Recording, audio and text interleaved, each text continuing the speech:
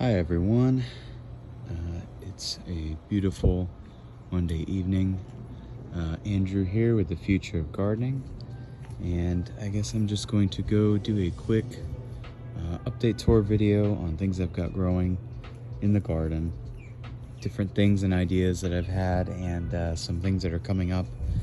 So I'll just go ahead and start with the main thing I've been asked about a little bit is this tower.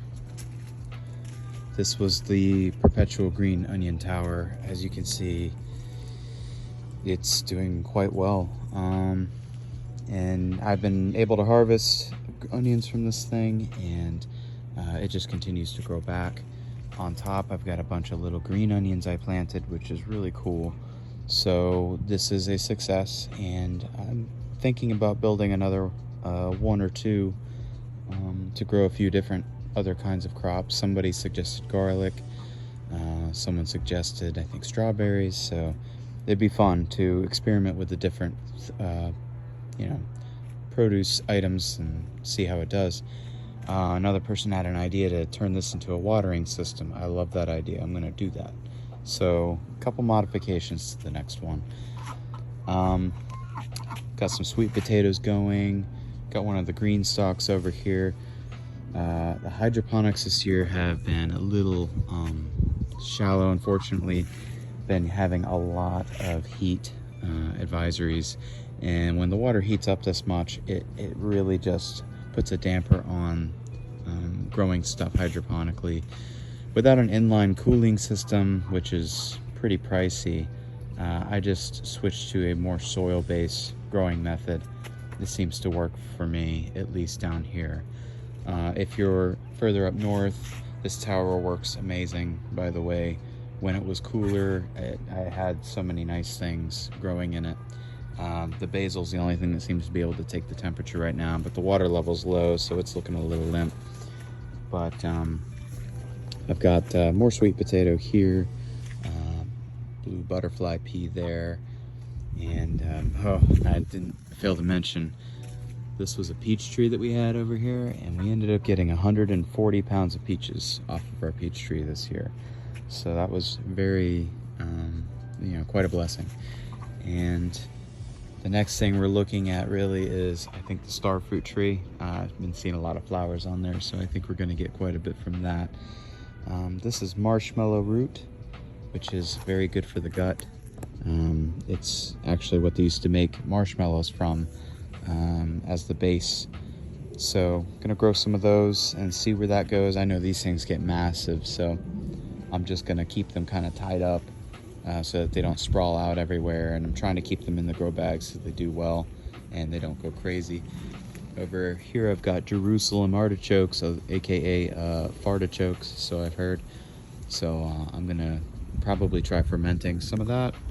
I've heard that can eliminate the gassiness a little bit, but I've also heard that it's a great source of food if you know what you're doing and you know how to cook them properly.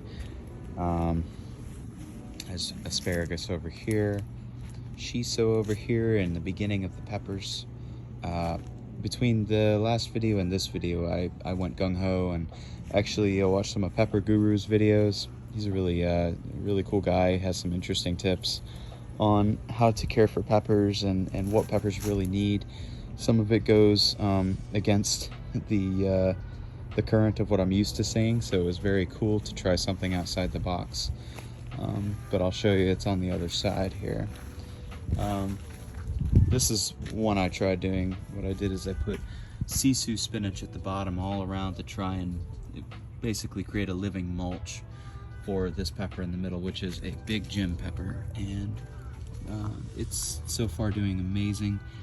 I see a lot of people say, to top your pepper plants, which is essentially where you just go and clip the tops of these things, and it's supposed to create more branching, which theoretically, yes, it does, but the debate is whether or not it increases or decreases productivity. Well, the Pepper Guru says otherwise. He says, leave your peppers alone, let them focus their energy as needed. Leave the leaves here, let the leaves do their thing. They're generators for the plant. It's how it photosynthesizes to give you lots of fruit quicker.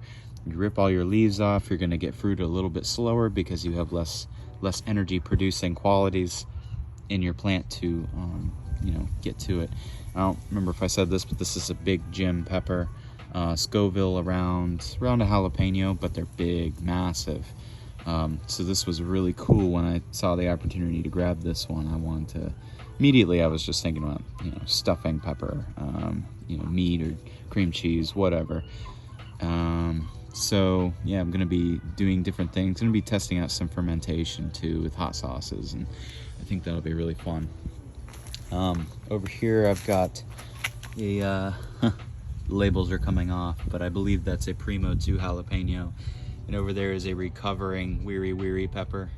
It's not looking so great. I'm gonna have to give another water to everything after this. This one's cool. This is if you're into Korean cooking and things like that, kimchi, they use a thing called gochujang, or gochujang, however you want to say it, but this is the pepper plant that produces gochujang or jang, which is also doing quite well. I would say it's every bit as good as the Big Jim over there.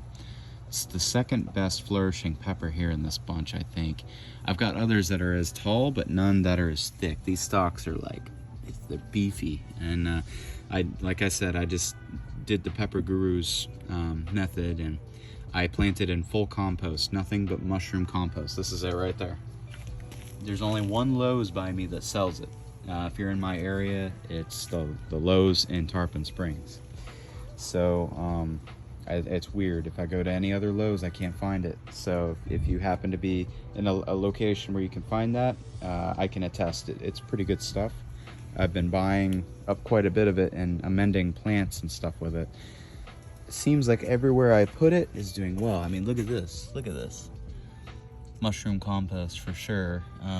Still producing mushrooms in here, but that's a sign of a very healthy symbiotic relationship between the soil, the plant, and the mycorrhizal network that traverses through the soil very small arterial pathways, and they basically talk to the plant, talk to the microbes, talk to the soil, and it actually enhances nutrient absorption in the long run of the plant and boosts the overall health of your plant. I find that fascinating. So over here I've got some okra. Yeah, these guys need some water, I can definitely tell.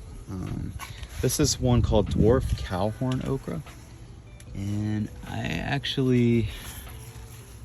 haven't seen any flowers yet. I'm just seeing a lot of leaves, so I might have to change their food. Looks like it. Oh wait, no, nope, that's a leaf. Yeah, I think they're getting a lot of nitrogen. They're not really getting the potassium and the phosphorus they need, so I'm probably going to boost that and see what happens. Over here I've got some lemongrass. I really love lemongrass. It's great in teas, soups, and you only really need 1 or 2 plants to get huge. I forgot to show you this one. This is a cool little guy called Black Prince. It grows these little cool black peppers. They're about the same heat as a cayenne pepper, but my thought behind it was, you know, I planted a few more, but this is the only one that made it real strong. But if I can get enough peppers eventually, I would love to make a hot sauce that's purple. And I think that would look really cool. Yeah, so time will tell with that. Here is my absolute best weary pepper. And this was given to me, the seeds were given to me by a friend who owns a beekeeping farm over in Lutz. And, you know, I just really appreciate his generosity. But as you can see, I have some flower buds on there. I'm very excited to use the weary. I've heard it's a huge flavor bomb, and you can do all sorts of cool stuff with it for hot sauces. And this massively tall guy, it's not thick, but man, is it tall. It's Thunder, I believe it's called Thunder Mountain Cayenne, and it grows these lightning bolt looking peppers. And they said they get to be about 1 foot long, but they're like lightning bolt looking things, and it just looked really cool and unique, crazy to me. I'm testing out a couple of green stock ideas. I really wanted to test out corn on a green stock. I wanted to see if this is a dwarf variety of corn called, I think it's called Orchard Baby, and it comes from Baker's Creek, and so far they're doing awesome. So if you can fill every one of these in the original tier, you get 30. So you get 2 ears per, so you get 60 ears in one tower in this little space. That's a no-brainer for me. So that's a test right now I'm doing for the summer. Here's another tower I'm loading up with just as many peppers as I can put out. I'm trying to get them all, growing well. Just started these about 2.5 weeks ago, so yeah, they're just getting on their feet. I've got some peppers here. For the most part, just peppers. There's a couple eggplants I'm trying and some basils at the bottom, but these are called sweet heat peppers. I'm gonna just see how they do in the green stock. And then here's another experimental hydroponic one that I did, but it just started getting too hot.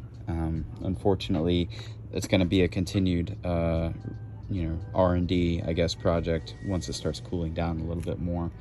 I tried doing hydroponics in the shade cloth, and even in the shade, it's just that the air temperature is so hot. So unless I'm putting ice packs or something in the reservoir, and it just gets really tough to keep up with. But these are the 2 green stalks I'm going to leave permanently.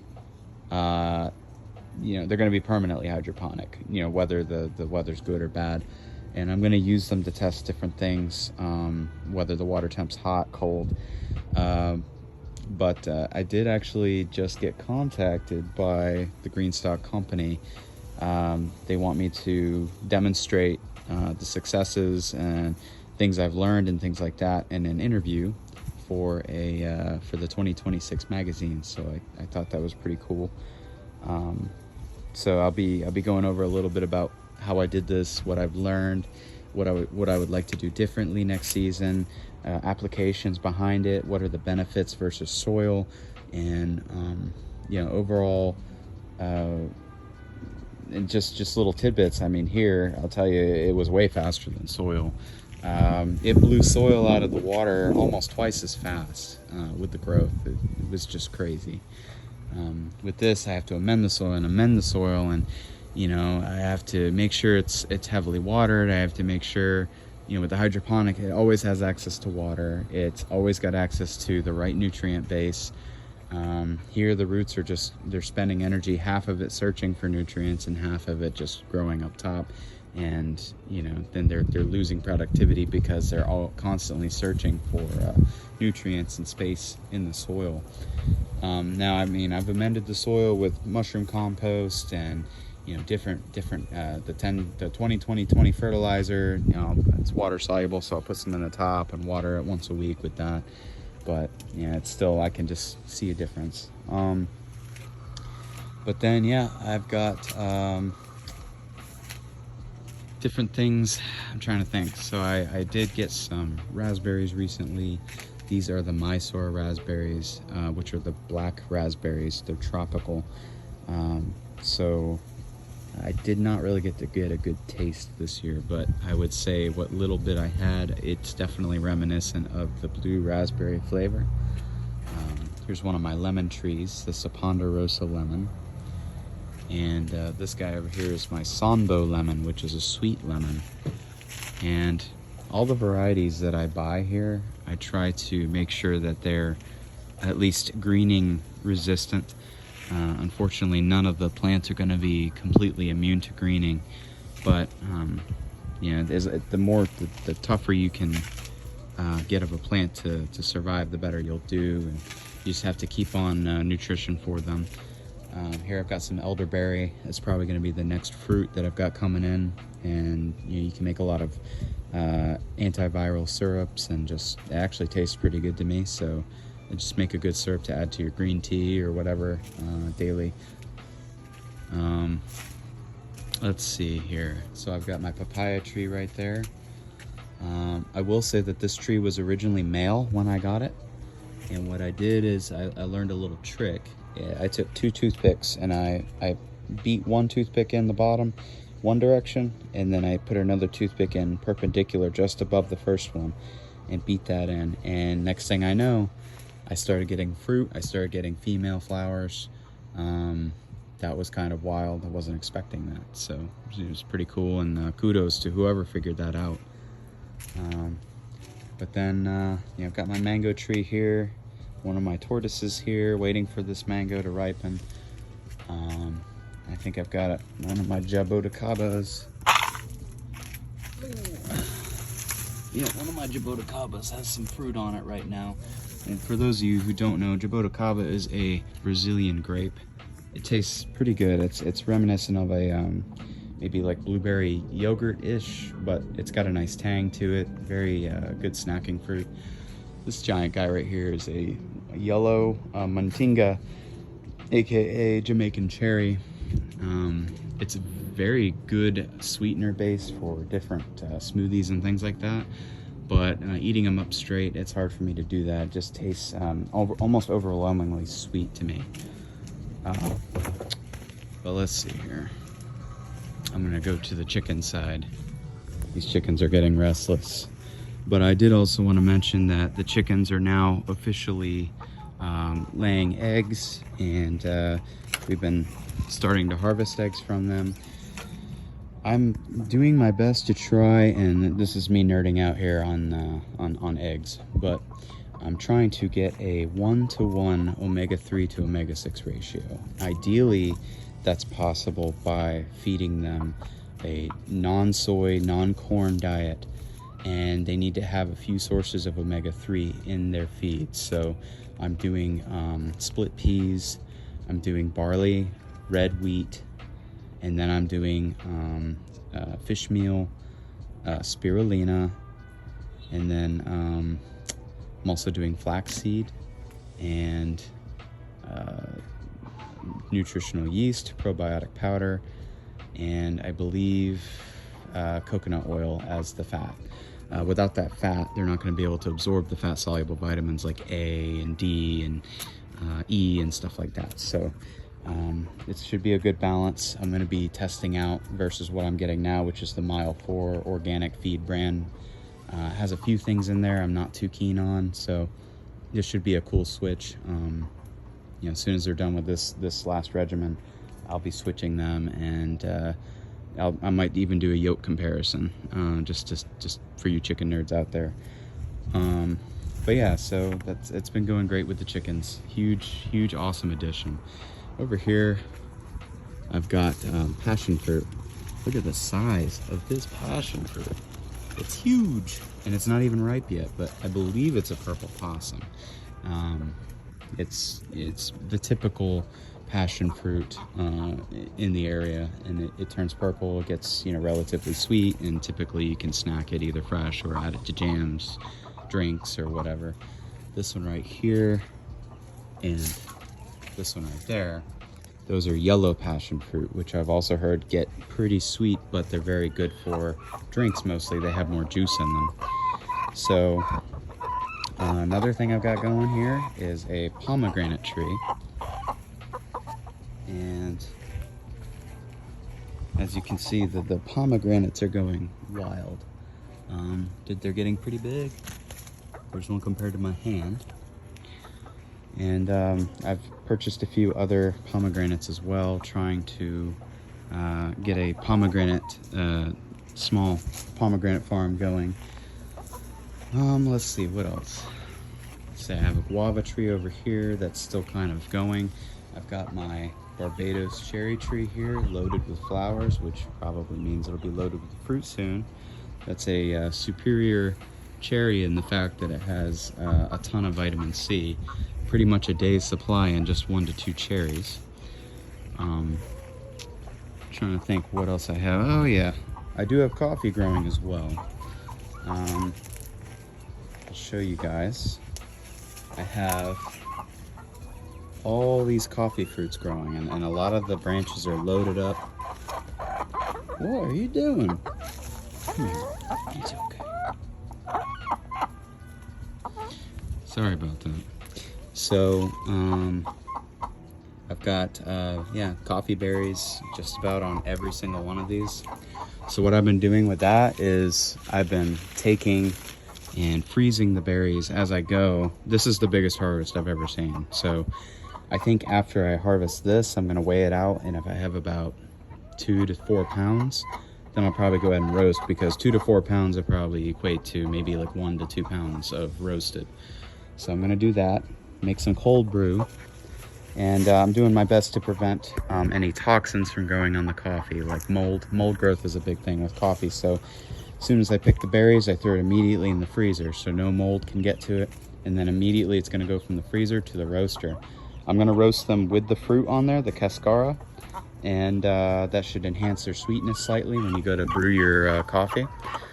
Yeah, other than that, I believe that is everything. Everything that's kind of new. But, you know, I hope you enjoyed this video, and apologize it was a little winded, but I hope that maybe you learned something. And if you have any questions or anything you want to ask, please feel free in the comments. As always, I'd appreciate a like and subscribe, and I hope you guys have a great day. Happy planting to everybody. Bye.